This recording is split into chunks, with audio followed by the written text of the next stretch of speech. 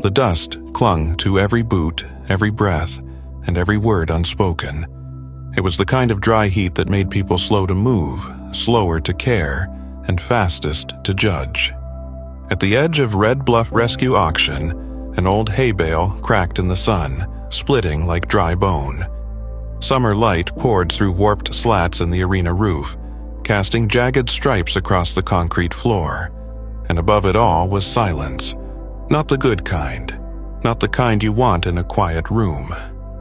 This was the kind that warned something unnatural had walked in. Lot 17 rolled out like a ghost train no one expected.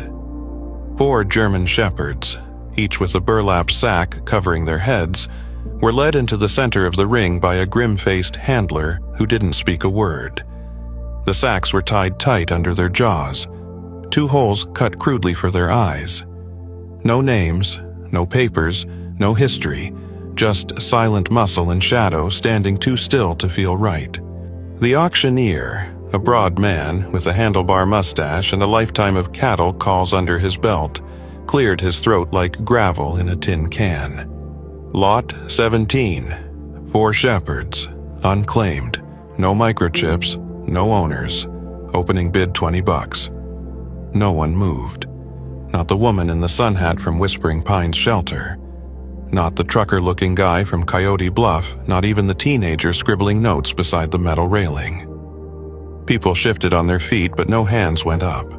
The dogs stood like statues, heads slightly lowered, breathing slow and synchronized. Their silence was unnerving. Dogs like this didn't go still unless they were taught to, or traumatized. A murmur rolled through the arena. Some laughed. Some whispered about it being a joke. A few stepped back like the animals carried something contagious. Then, a small voice cut the heat. "I'll take them." All heads turned. At the far edge of the ring, standing behind the chipped white line painted into the concrete, was a girl. Tiny frame, sunburnt cheeks, holding a wrinkled $20 bill like it was her last lifeline. Her name was Ellie Morgan, and she was 9 years old. Her voice didn't tremble, not because she wasn't afraid, but because she was used to being the smallest voice in the room. The auctioneer blinked. "What was that, little miss?" "I said I'll take them, all 4. The crowd laughed, some kindly, most not. A grizzled man in overalls muttered, "Kid thinks it's a petting zoo." But Ellie didn't move. She looked directly at the dogs, her eyes narrowing slightly as if searching for something underneath those sacks. "I don't need to see their faces," she said louder. "I already know one of them remembers me." A ripple ran through the spectators again, but this time it wasn't mockery. It was discomfort. A woman stepped forward from the registration table. "Sweetheart, do you have a parent here?" "No, just me and my aunt. She's waiting outside." "And where did you get that money?" Ellie looked down at the crumpled bill. "From my old toy box. It used to be for fireworks." A silence heavier than before settled into the room. No one wanted to be the one to tell her no. No one wanted to be the adult who snatched hope from the hands of a child who had so little of it left. The auctioneer scratched his head. Well, 20's 20. Sold. To the little girl with the brave voice. No one cheered, no one clapped. As Ellie stepped into the ring, the dust swirled around her like a slow-moving storm. She walked toward the dogs with the careful steps of someone who knew things that adults pretended weren't true. Her hand reached for the neck of the first shepherd. The dog didn't move, but its head tilted ever so slightly, just enough to shift the air. Ellie's fingers stopped in midair. That tilt, she had seen it before, in the backyard, 2 years ago. Her mother's voice had called out from the kitchen window, laughing. "Ellie, careful. He tilts his head like that when he's figuring out how to steal your sandwich." But that was before the fire.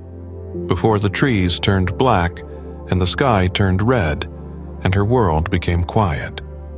She didn't touch the dog, not yet. She just whispered, I remember you too." And in that moment, the German Shepherd let out a low, almost inaudible whine. Not a cry, not pain, just something caught between recognition and grief. Ellie backed away slowly, eyes burning but dry. She turned to the auctioneer. "Can someone help me get them home?" No one moved.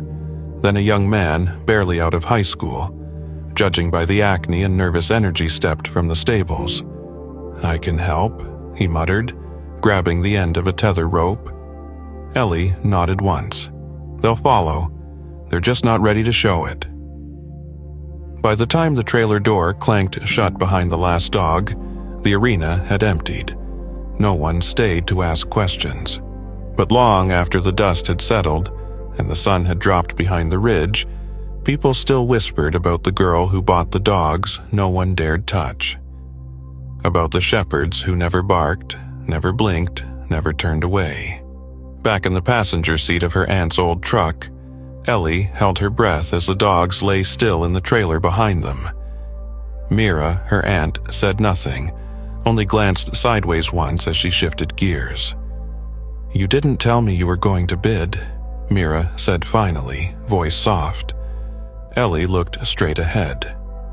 "I didn't know I was going to, until I saw them." Mira didn't push. She never did. The road stretched ahead like something waiting to be remembered. In the rearview mirror, the tarp covering the trailer fluttered. No barking, no clawing, just the quiet weight of 4 animals who seemed to know exactly where they were going. And in the stillness of that ride home, Ellie didn't feel afraid for the first time in a long, long while. The old cabin at the edge of Longhorn Creek was quiet that morning, wrapped in a breathless fog that curled around the pine trees like secrets refusing to be told. Inside, the kettle whistled faintly, the only sign of life in a home that had long since forgotten what warmth felt like. Mira Jennings moved slowly through the kitchen, her fingers stiff from sleep and years of absence. The walls still carried the faint scent of antiseptic and hay remnants of a life before fire and loss. Ellie sat cross-legged near the hearth, the 4 dogs surrounding her like sentinels. She hadn't named them yet, not officially, but something in her bones already knew them. The smallest one, with a silver streak down its spine, leaned closest to her, tail thumping slowly. She whispered to him under her breath, "Shadow." None of them had barked since arriving the night before. They didn't pace, whimper, or whine. They simply existed, 4 breathing shadows with burlap masks still hanging loose around their necks. Mira had offered to cut the sacks off completely, but Ellie had shaken her head. "Not yet," she murmured. "They don't like being seen all at once." It wasn't just imagination. The dogs behaved like no strays she'd ever read about. They only ate when Ellie was present. They refused to sleep unless touching one another. And once, when Mira turned on the porch light suddenly, all 4 lifted their heads in unison and stared at the window, not with fear, but something closer to caution, like they were checking to see if it was safe to be seen. Later that afternoon, Mira finally approached one of them with medical gloves and a flashlight. She chose the female sleek, poised, but carrying a nervous twitch in her left hind leg. Ellie stood nearby, not saying a word. The scar was thin, just behind the ear, tucked beneath the fur. It looked surgical, not accidental. Mira leaned in, her brows knitting together. This marking." She hesitated, then reached for a dusty binder tucked on the bookshelf. Inside were pages yellowed by time and grief, records from the animal trauma center Mira used to run alongside Ellie's mother. She flipped quickly, her finger landing on a page labeled Luna, German Shepherd, female, Trauma Recovery Program Phase 2, Handler Rebecca Morgan. The name hit the room like a gust of wind. Ellie barely blinked. "That's her," she said quietly. "That's Mom's dog." Mira froze. She hadn't spoken Rebecca's name in over a year, not since the night the fire tore through Canyon Watch, the therapy facility nestled near Dusthorn Ridge. That blaze had taken more than trees. It had taken children, caregivers, animals. Officially, all 4 therapy dogs had died in the chaos. But Luna was here, and she remembered something. That evening, Ellie pulled an old box from the closet, one of the few things saved from their old home before the flames reached the edge of the hill. Beneath drawings and old sweaters was a metal collar tag, half melted but legible. The same ridge in the metal, the same serial number. Mira sat at the table, hands trembling, staring at the impossible truth. And then Ellie found something else, a piece of charred paper stuck between pages of her mother's old notebook. Most of the ink was lost, but a few words survived. They don't forget. Not the smoke, not the scent, especially not the girl.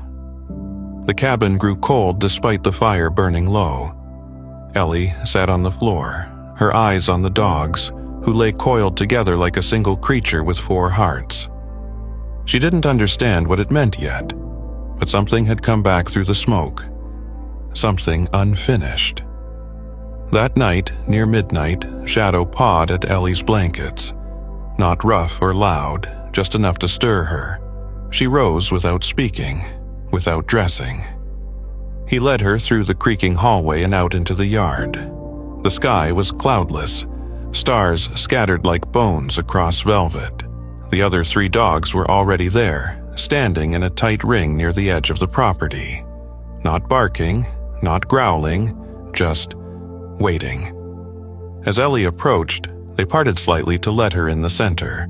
She stood barefoot in the cold grass, the 4 of them surrounding her like anchors against the world's drifting weight. One by one, they lifted their heads and stared towards the distant hills, toward Dusthorn, toward the past.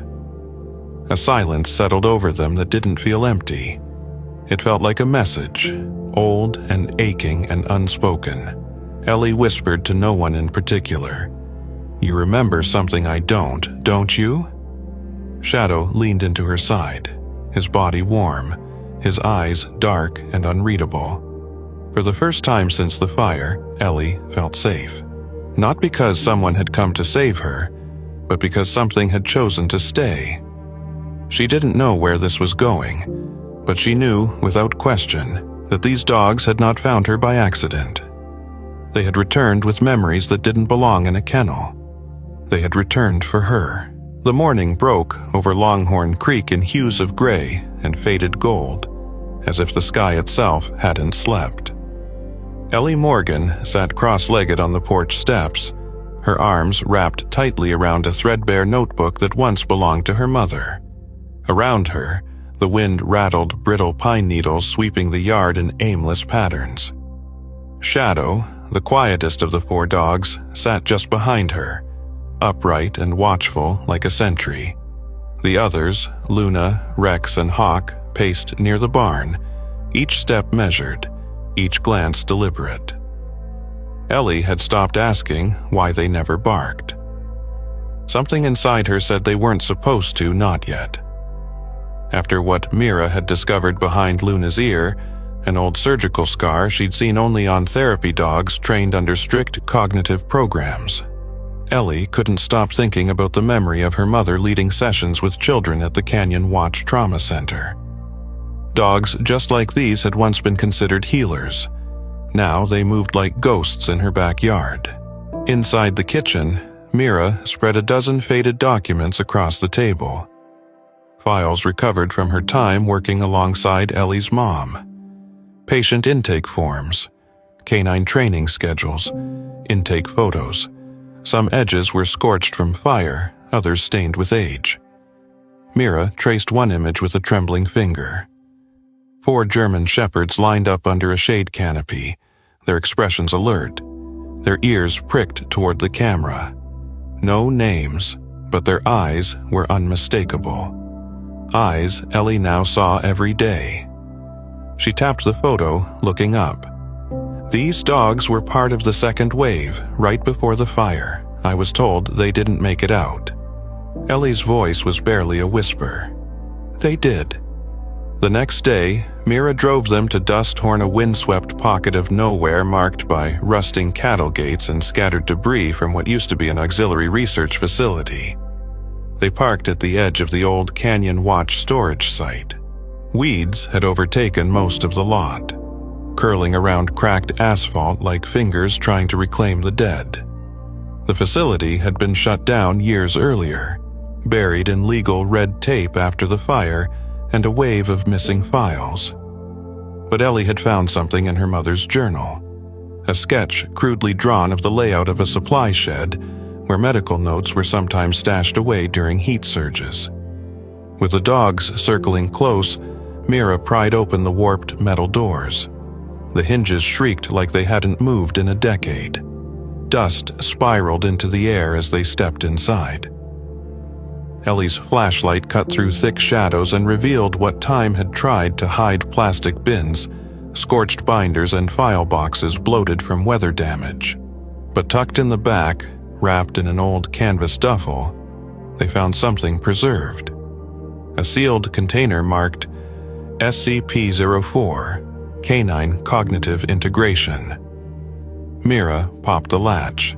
Inside were laminated cards, training command manuals, and 4 laminated ID photos. Ellie's breath caught. Shadow, Luna, Hawk, Rex. Each name had been blacked out with permanent marker, but someone recently had tried to scratch the ink off. Ellie looked at Shadow, who had stepped beside her. Without prompting, he sat. Then he raised a paw. Mira stared. That's a nonverbal command, emotional sync gesture. Only trained staff were authorized to use it. Ellie didn't speak. She placed her palm against his and closed her eyes. Somewhere in the dark folds of her memory, an image flickered her mother standing in the therapy garden, clapping twice, a shepherd bounding toward her with joy. She had seen that paw gesture before, in a dream, in a flash. Or maybe it had never left her. Later that afternoon, back at the house, Ellie laid out the recovered files across the porch floor. She began matching each ID photo to the dogs sitting near her. Luna responded to her name instantly, nuzzling into Ellie's lap like she'd always belonged there. Hawk sat upright at the sight of his old training collar. Rex responded to a hand gesture Ellie didn't even know she knew. That night, while Mira slept, Ellie crept into the storage shed behind the barn. There was something else she'd found. Half-burned documents from a packet hidden beneath the dog transport crate. One page was nearly intact. It read, "Extraction scheduled. Subjects remain intact. Behavioral reset incomplete. One remains fixated on subject EM." Her initials. Tucked into the last crate was a faded envelope. Inside, a return label. L. Briggs. No address. No explanation.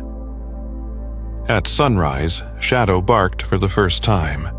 It wasn't loud, but it wasn't random either. The sound echoed off the barn walls like a message, or maybe a memory just beginning to resurface. Ellie looked at the others. They were standing in a line now, just like in the photo from Canyon Watch. Heads raised, posture tense. It wasn't fear, it was purpose. Something had drawn them back to her, and now they were ready to lead her to whatever they had left behind. The path was no longer hidden. It had just been waiting for someone small enough, brave enough, and broken enough to follow it. The wind over Longhorn Creek carried the dry scent of pine bark and burnt ash, the kind that lingered long after a fire was gone. Ellie stood at the edge of the backyard watching the 4 shepherds pacing along the old fence. They hadn't barked once since returning from the abandoned kennel, but their movements had changed. More alert, more synchronized, as if something old had been triggered. Something remembered. Inside, Mira quietly reviewed the charred paper Ellie had found beneath the loose floorboard. It was brittle and half erased, but one line was still legible. She kept the codes in the collars. Mira traced the edge of the page with a shaking finger, recognizing the looping script as belonging to Ellie's mother. That night, the house sat in a tense hush. The television stayed off, dinner went half-eaten, and neither Ellie nor Mira could stop glancing at the dogs. At midnight, Luna pawed gently at Ellie's door. When the girl opened it, the shepherd simply walked down the hall and stood beside the front door, tail still, head low.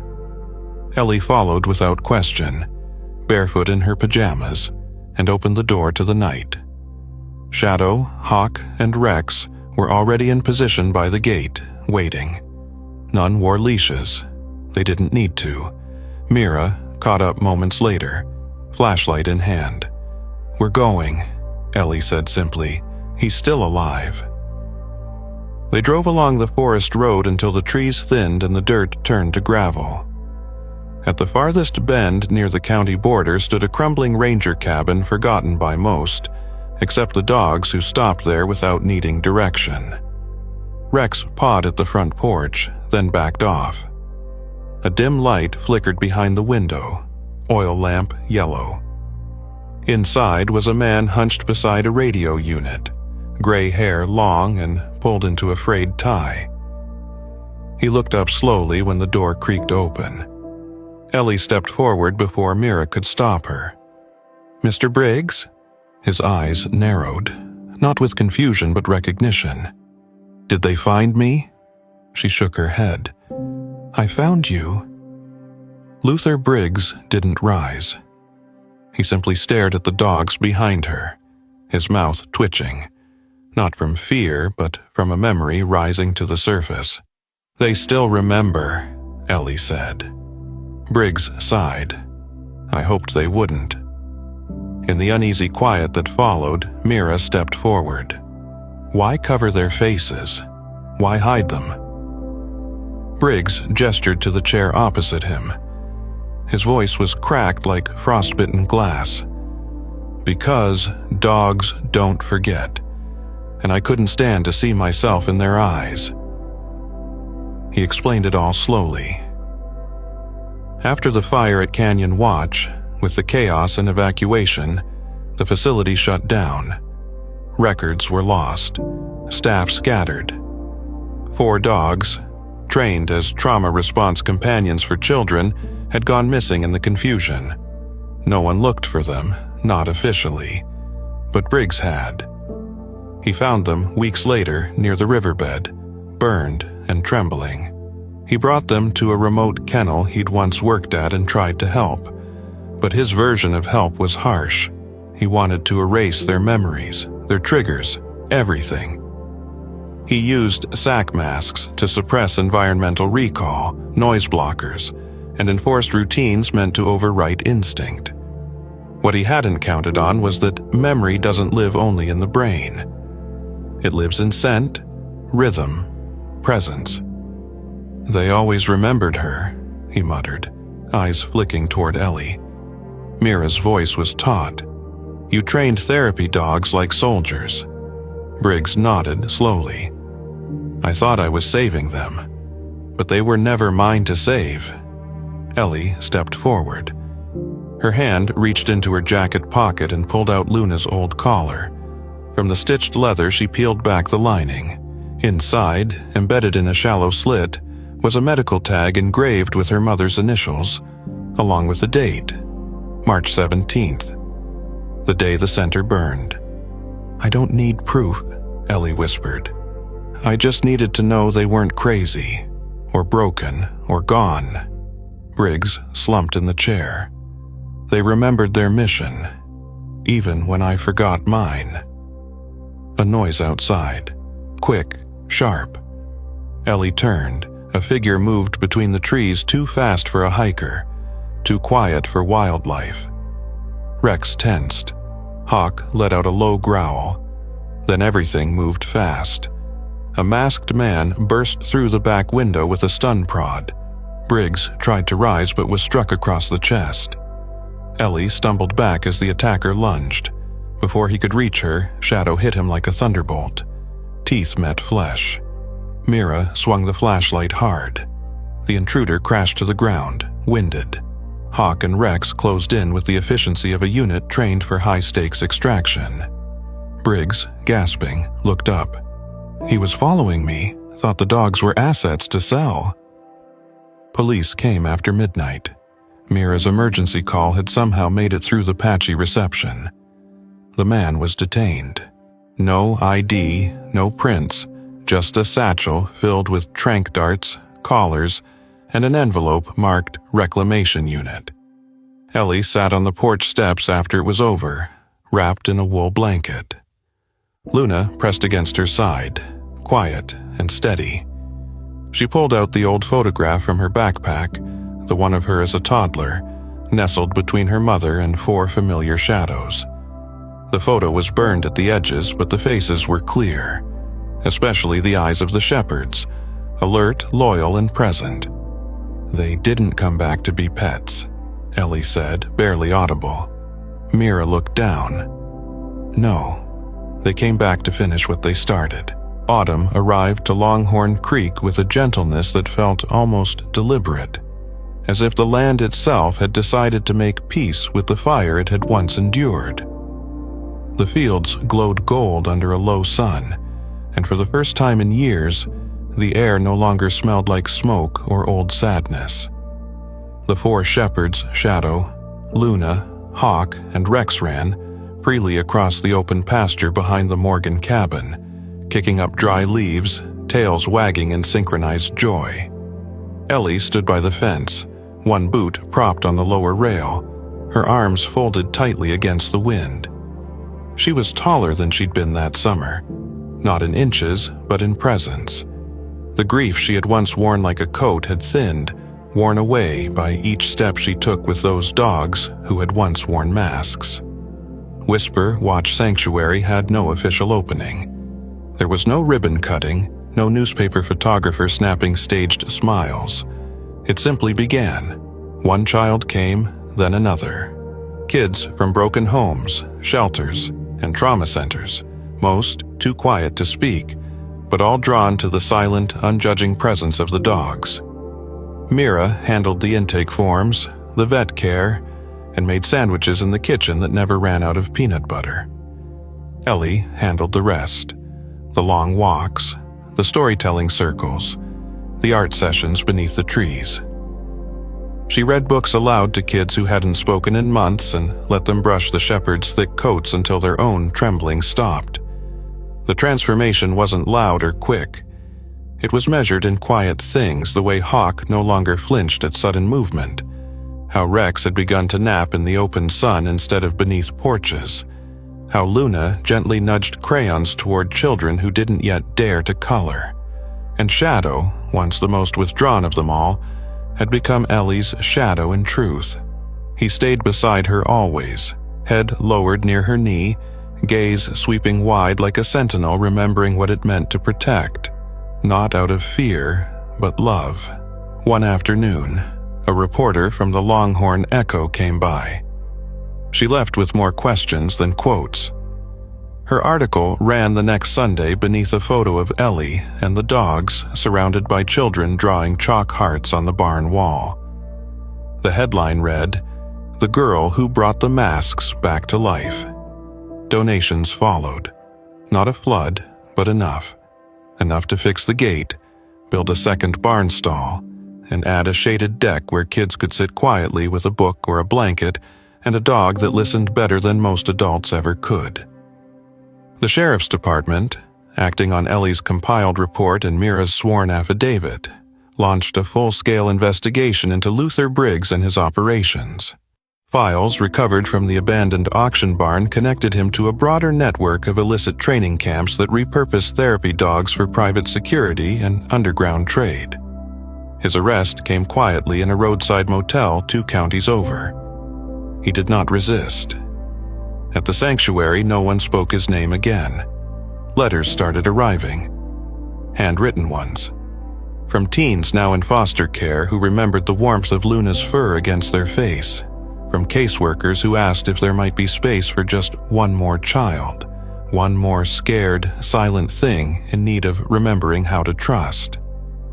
One letter came addressed only to the little girl who remembers. Inside was a single sentence scrawled in block letters. "I don't remember my mom's face anymore, but I remember Shadow." That night, Ellie stood in the pasture under the dusk-streaked sky, all 4 shepherds around her like sentinels. The barn glowed behind them, lit by soft yellow bulbs strung across the beams like stars caught low to the earth. Mira watched from the porch, a blanket around her shoulders, eyes glassy but calm.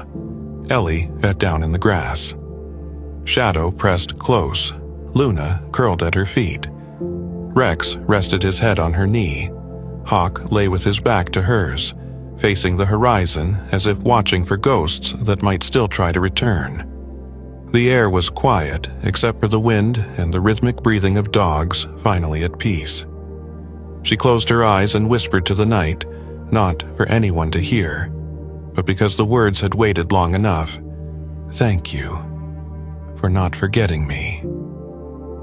And in the hush that followed, it felt as if the wind itself paused to listen.